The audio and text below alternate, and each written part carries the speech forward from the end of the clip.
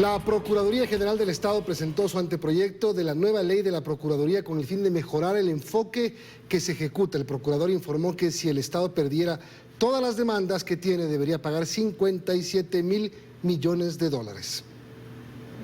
Mientras cumple su último tiempo al frente de la Procuraduría, Íñigo Salvador presentó el anteproyecto de la Ley de Procuraduría a quienes trabajan por la defensa del Estado y lo hizo explicando parte de las razones que lo motivan. Si el Estado ecuatoriano perdiera todas esas demandas, tendría que pagar 57.000 millones de dólares. No hay arcas fiscales que soporten semejante riesgo. Y así también reaccionó y explicó los montos que adeuda el exgerente de Petroecuador, Alex Bravo, quien salió de prisión bajo régimen semiabierto sin cumplir con multas, reparación integral y penas.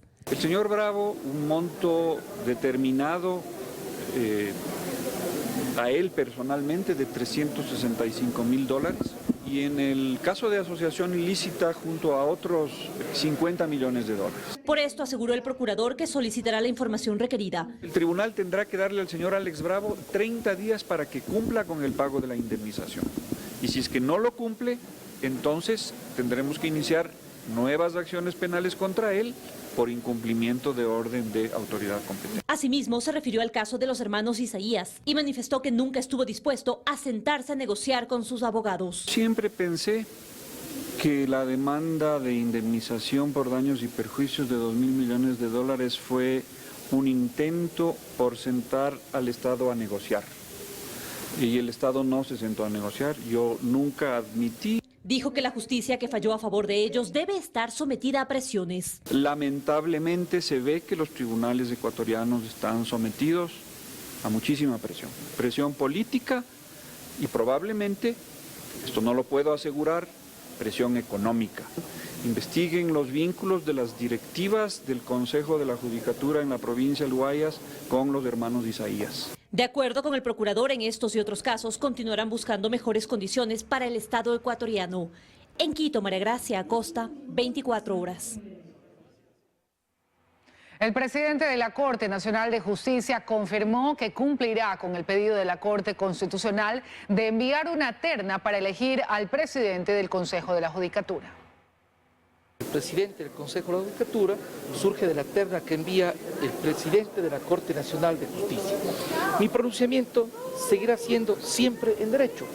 La Corte Constitucional así determinó, nos asistió la razón y por lo tanto lo que haré es cumplir con mi deber constitucional.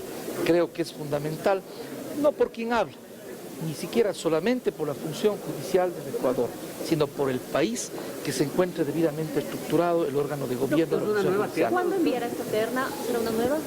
Voy a analizar y adoptar la resolución. Desde luego, sin perjuicio de que es atribución del presidente de la Corte, voy a conversar con mis compañeros en el Pleno.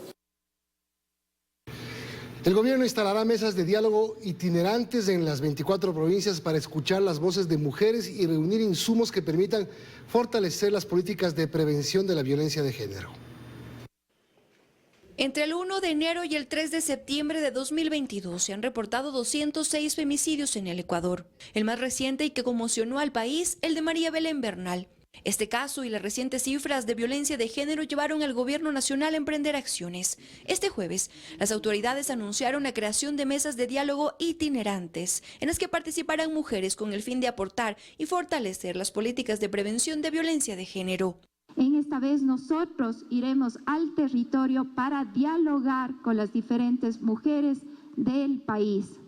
Nosotros no vamos a descansar hasta fortalecer el rol de este ente rector en materia de prevención y erradicación de la violencia contra las mujeres. Para ejecutar este plan, los gobernadores serán los responsables de armar las mesas en cada provincia. Participarán mujeres desde universidades y también organizaciones sociales. De constituir, tal vez por denominarlo de alguna manera, la mesa número 11 de diálogo, nos va a permitir desarrollar una acción en territorio dirigida específicamente a la problemática de la prevención y erradicación de la violencia contra la mujer. A la par, el gobierno prepara un decreto ejecutivo para crear unidades especializadas en prevención de violencia y busca incrementar el presupuesto para erradicar esta práctica que acaba con la vida de decenas de mujeres. Políticas concretas para prevenir la violencia contra la mujer en todas las instituciones de gobierno y promover a través de un decreto ejecutivo que se va a expedir en los próximos días políticas concretas para impulsar justamente el sistema de prevención. Estas mesas de mujeres se instalarán a partir de la semana del 3 de octubre por un tiempo máximo de 3 meses.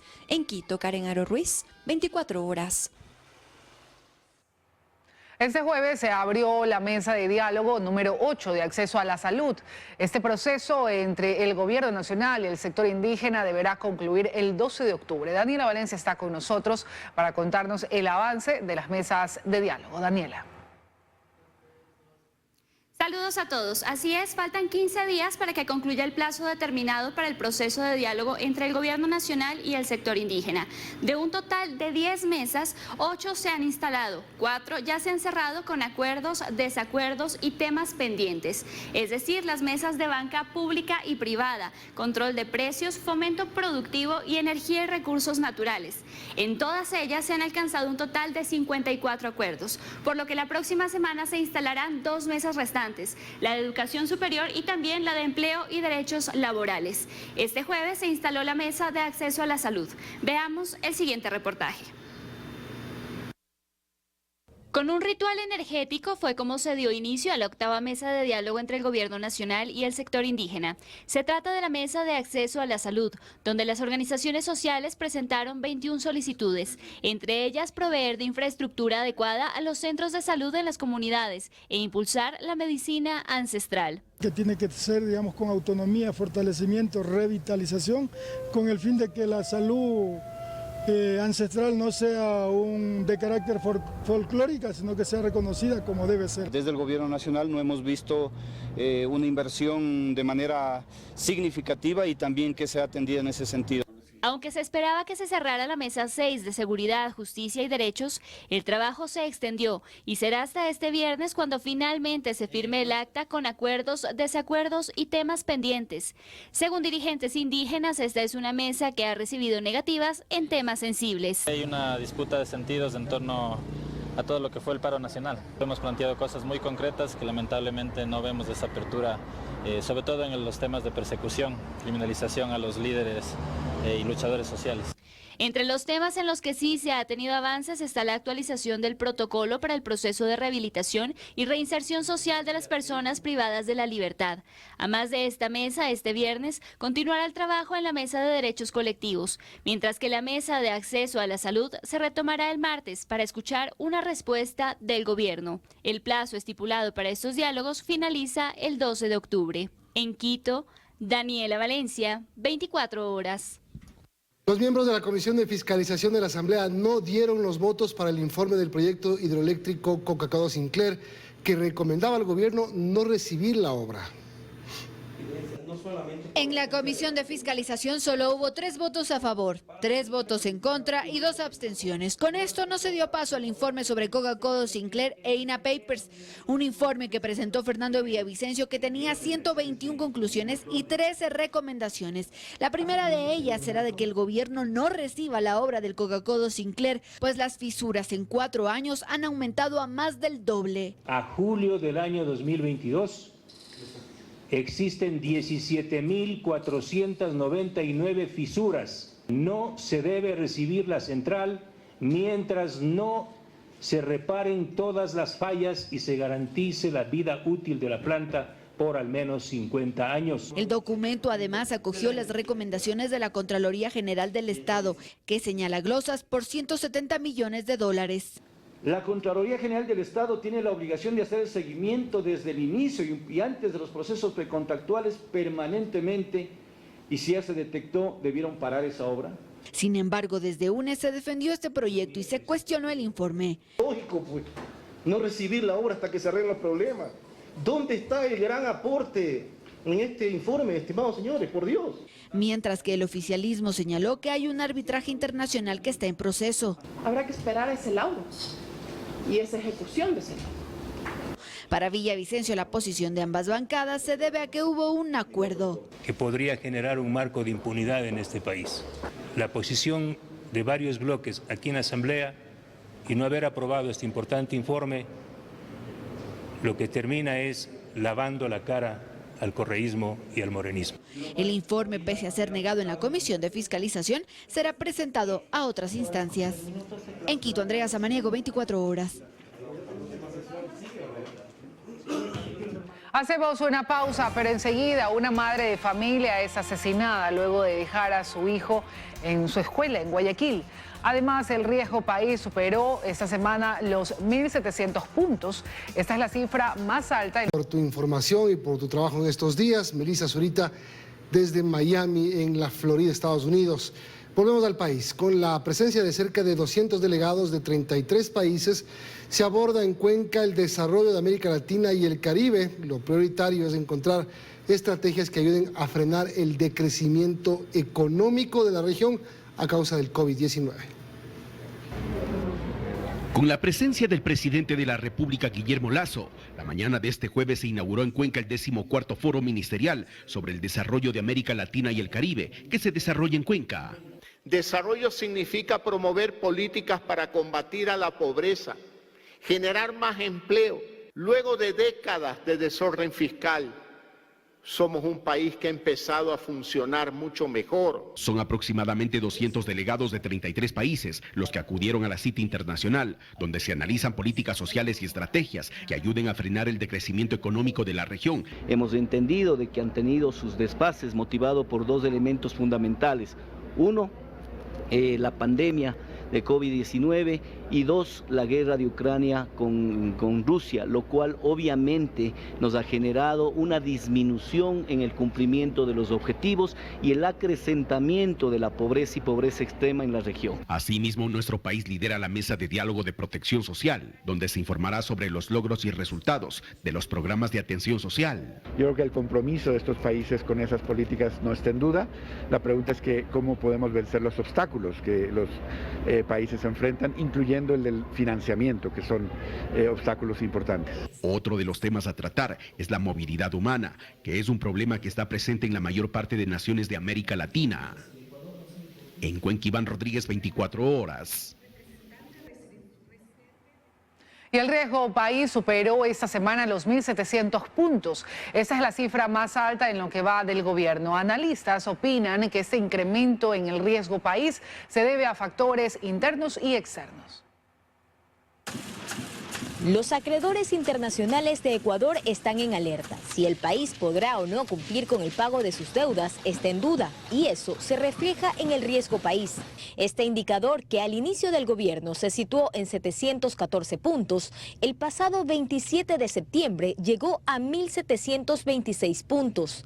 Sí, un aumento de 1.000 puntos en un año, 4 meses de gobierno. La verdad que no ayuda y lamentablemente hoy no vemos realmente las condiciones adecuadas para que vengan inversionistas. En el caso del Ecuador, con un riesgo país de 1.700 puntos, si se diera una emisión de bonos soberanos en la actualidad, el gobierno debería pagar una tasa de interés de al menos 21%. Para ambos analistas económicos son varios los factores que abonan a este incremento.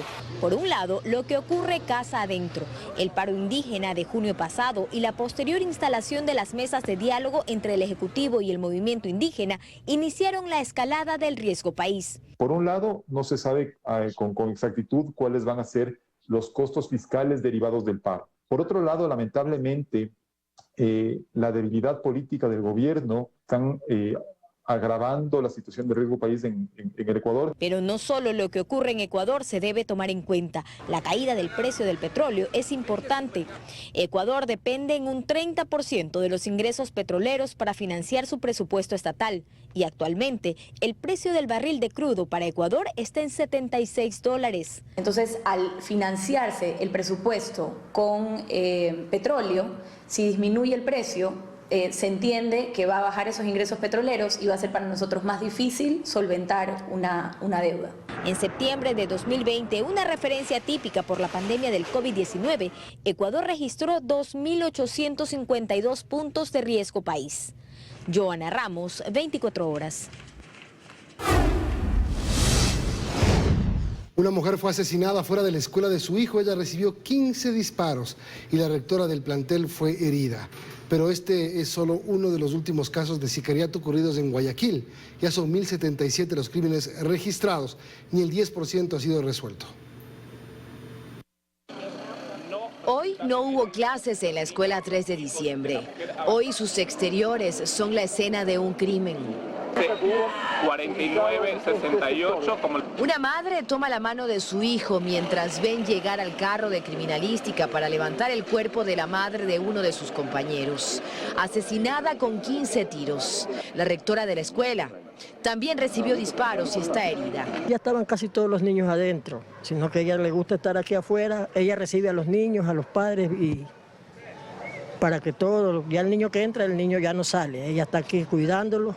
El niño que entra, ya el niño ya no sale. Esto ocurrió la mañana de este jueves cuando los niños ingresaban a clases en el horizonte del Fortín al noroeste de Guayaquil. La mujer asesinada había ido a dejar a su hijo a la escuela, cuando hombres a bordo de una moto le dispararon. Ya no les importa nada de esta clase de gente. Pues bueno, vamos a ver qué hace el gobierno, si que hace algo por dar un poco de seguridad. Este es solo el último asesinato ocurrido en la ciudad, al menos hasta el cierre de este reportaje, pues basándonos en las cifras, seguramente este ya no es el último crimen. Varias escuelas en Guayaquil y Durán han suspendido sus clases o migrado a la virtualidad por la inseguridad. Y es que las duras escenas se vuelven cotidianidad en estas ciudades. La madrugada de este jueves, un taxista recibió varios disparos por defender el vehículo en el que trabajaba. 3 personas intentaron robarle. Al resistirse, le dispararon. Ocurrió en el suburbio de Guayaquil. Y también por no dejarse robar, un joven trabajador de una empresa de telecomunicaciones recibió varios disparos, algunos en la cabeza. Fue asesinado. Ocurrió en el Guasmo, al sur. En medio de estos sucesos, varios estados de excepción. Uno de ellos aún vigente. Pero lo cierto es que ya son 1077 los asesinados en Guayaquil, Durán y San Borondón, más del doble que el año pasado. Mañana, los padres de los niños de la escuela 3 de diciembre tendrán que volver a dejar a sus hijos aquí y pasar por la acera, donde un día antes una mujer recibió 15 tiros. Mañana, el hijo de esa mujer también deberá volver a su escuela o a la escena del crimen de su madre. Dayana Monroy, 24 horas. Y el número de muertes violentas y el hacinamiento se han reducido en las cárceles según el Servicio de Prisiones, a un año de la peor masacre carcelaria registrada en el país. Carlos Acoto nos acompaña y nos tiene más detalles. Carlos, adelante. ¿Qué tal? Muchas gracias. 125 privados de la libertad fueron brutalmente asesinados hace un año en la penitenciaría del Litoral. Familiares y organizaciones de derechos humanos recordaron este día con plantones, en los que exigieron también justicia y reparación, pues 365 días después, las investigaciones abundan, pero no hay sentencias. Les hemos preparado un reportaje al respecto. Casi la mitad de todas las muertes violentas suscitadas en las cárceles del país durante el 2021 ocurrieron en un solo día, en una misma cárcel. Fue el 28 de septiembre de 2021 en la penitenciaría del Litoral. Por el número de asesinatos, la de ese día pasó a la historia como la peor masacre carcelaria del país. 125 fueron asesinados. Se usaron explosivos para demoler paredes y armas de todo tipo. La mayoría de los reos asesinados estaban en el pabellón 5. Algunos cumplían prisión preventiva, otros estaban a punto de salir. En criminalística no solo tuvieron que contar los cuerpos, sino también reconstruirlos, pues algunos fueron desmembrados y otros también incinerados. El trabajo duró casi 2 semanas. El Comité de Derechos Humanos concluyó que las masacres fueron previstas, anunciadas y planificadas por parte de grupos de PPL que ejercen control sobre pabellones, especialmente en la penitenciaría del Litoral. Este miércoles se cumplió un año. Familiares, amigos y compañeros realizaron plantones en memoria de las víctimas, pero también a manera de reclamo. Pues amén del centenar de denuncias que se colocaron en fiscalía, aún no hay justicia y menos aún reparación. La organización Human Rights Watch reporta que hasta mediados de julio las autoridades de Ecuador no habían condenado a ninguna persona por su participación en las masacres ocurridas durante 2021. Y eso sí, así hasta la fecha. Hay investigaciones, un par de procesados, pero ningún sentenciado. Peor aún, no se acuerda todavía un mecanismo de reparación a las familias. Desde el SNAI se prefiere comparar el año en curso con lo que ocurrió en 2021. Una reducción del menos 65%, es decir, 165 muertes menos que el año 2021. Guerrero Landazuri.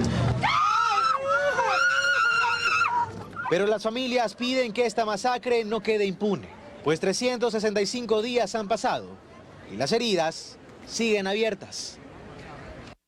Y bien, pese a que en comparación con el 2021 las muertes violentas se han reducido, solo este año se han registrado 3 masacres con más de 70 asesinatos y además una veintena de suicidios tras las rejas. Hasta aquí nuestro informe. Muchas gracias. Más noticias, amigos. La gasolina Ecopaís, subsidiada por el Estado, lidera las ventas pese a la existencia en el mercado de la gasolina Ecoplus 89. En agosto incluso rompió récords. El consumo de la gasolina Ecopaís, subsidiada por el Estado, sigue aumentando. En agosto, de hecho, las ventas batieron récords. Datos de la Cámara Nacional de Distribuidores de Derivados de Petróleo del Ecuador revelan que el mes pasado al sector automotor se le vendió más de 1.3 millones de barriles de Ecopaís. De acuerdo con Miguel Robalino, analista hidrocarburífico, este incremento de la demanda responde a una tendencia que incluso antes de la pandemia ya estaba clara. La demanda ha ido creciendo constantemente. De hecho, en el año 2019, previo a la pandemia, subió casi un 4%, y esa ha sido la media. Pero principalmente se debe a su costo, dice Iván Casanova, vicepresidente de la Asociación de Propietarios de Gasolineros del Ecuador. Pues la Ecopaís, que tiene 35 octanos, tiene un precio fijo de $2.40 el galón, frente a los $3.70 que hoy por hoy vale el galón de la Ecoplus 89 octanos, que es la nueva gasolina que hace poco más de un mes el gobierno lanzó para hacerle frente a la alta migración de consumidores tras el incremento del costo de la gasolina super de 92 octanos, cuyo precio fluctúa cada mes según el mercado internacional del petróleo y que actualmente se vende a $4.68 el galón. Definitivamente la gente prefiere precio por calidad. Cabe mencionar que entre el 23 de agosto y el 23 de septiembre pasado, Petroecuador vendió cerca de 7.000 barriles de Ecoplus 89, cuando la meta fijada era de 46.000 barriles. Lo que están mirando son los consumidores de la Super a la Ecoplus, y ese no era el objetivo. El objetivo era que el consumidor de la Eco usa esta gasolina para disminuir el subsidio. Robalino cree que aún hay que esperar para hacer una evaluación de la real aceptación que ha tenido este combustible en el mercado. Yo creo que la Ecoplus debemos darle un poco más de tiempo para que se segmente mejor en el mercado, pero el gobierno también necesita hacer sendas campañas de socialización. Lo cierto es que debido al subsidio de $1.05 que por galón de Ecopaís paga el Estado ecuatoriano, solo en agosto se gastaron $50 millones y 450 millones en lo que va del año. Luisa María Heredia, 24 horas. Hoteles, supermercados, restaurantes y representantes de la sociedad civil ejecutarán estrategias para un mejor control del desperdicio de alimentos en el país. En el Ecuador se desperdician anualmente 939.000 toneladas de alimentos de hogares, hoteles, supermercados, restaurantes, entre otros sectores. Esto representa un presupuesto aproximado de $334 millones. La situación sobre este tema es realmente preocupante, porque así como ha crecido el desperdicio de alimentos en el país, también crece de una manera alarmante la desnutrición crónica infantil en sectores vulnerables. Se desperdician más de 400 toneladas al día de alimento que es totalmente apto para el consumo humano, mientras la mitad de los quiteños está sufriendo de hambre. Por ello, varios sectores como restaurantes, hoteles, supermercados y de la sociedad civil se han unido para generar estrategias respecto al desperdicio de alimentos. Una de las cadenas más grandes de supermercados, por ejemplo, realiza donaciones al Banco de Alimentos de Quito de productos que por algún motivo no van a ser comercializados. El llamado también hoy en día es justamente cómo podemos unir esfuerzos entre todos para lograr esta meta final, que es alimentar a mucho más gente con estos productos que no deberíamos desperdiciarlos. El Banco de Alimentos de Quito, que funciona desde el 2003, es el encargado de distribuir los productos a los sectores más necesitados, productos que son donados por los sectores turísticos, comerciales y hoteleros. Salvando todo tipo de alimento, incluso alimento que está próximo a caducar, que se puede reprocesar. No se trata solamente de una mala práctica del botar. Creo que lamentablemente llegamos a un punto en el cual no queda más. Tenemos que romper ese punto y buscar qué más podemos hacer con esos alimentos. Pero además lo que busca esta iniciativa impulsada por algunos sectores es que la ciudadanía sea más recursiva con la compra de alimentos. Otro de los temas críticos que han detectado es que muchas familias adquieren alimentos que no son consumidos y terminan en la basura después de caducar. En Quito, Paul Coello, 24 horas. El balcón de Cuenca, como se le conoce al Turi, tiene un nuevo y renovado espacio. Tras varios meses de trabajos, el mirador luce ahora diferente. La obra está lista. Es la regeneración del mirador de Turi, un lugar icónico para los cuencanos y, por qué no decirlo, para los visitantes, tanto nacionales como extranjeros. Y es que esta es una parada turística obligatoria. Tenemos el mirador alto, tenemos un nuevo mirador, que eso no existía, obviamente con los visores. Debajo del mismo, podríamos decir, en un primer subsuelo tenemos lo que sería el área para la comercialización de artesanías. Los cambios son sustanciales y evidentes. Observe. Acá se ejecutaron trabajos para ampliar el mirador, mejorar las calles contiguas, instalar nuevo mobiliario, incrementar la iluminación, sembrar plantas, entre otras cosas. Era un mirador que tenía aproximadamente 25 metros de longitud y que funcionaba como un parqueadero.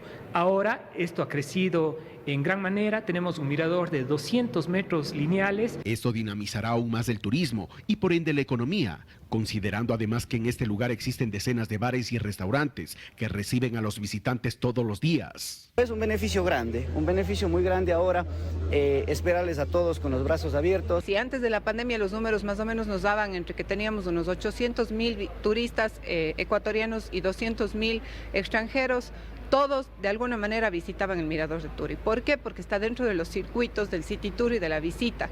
La inversión en esta obra fue importante. Este proyecto se demoró aproximadamente 330 días, ¿sí?